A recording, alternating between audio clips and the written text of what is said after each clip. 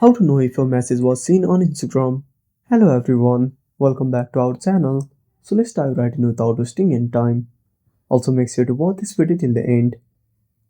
So first of all, open up Instagram on a device. Before starting the video, make sure to update Instagram to the latest version. Now tap on the message icon at the top right corner. Now simply open up the chat.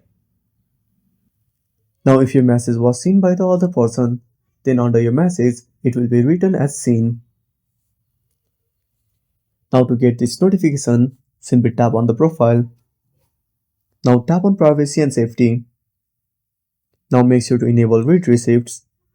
Now if the other person has disabled read receipts, then you won't be able if that person has seen your message or not. And that's it. Thanks for watching. Make sure to subscribe our channel and hit the bell icon. See you in the next video.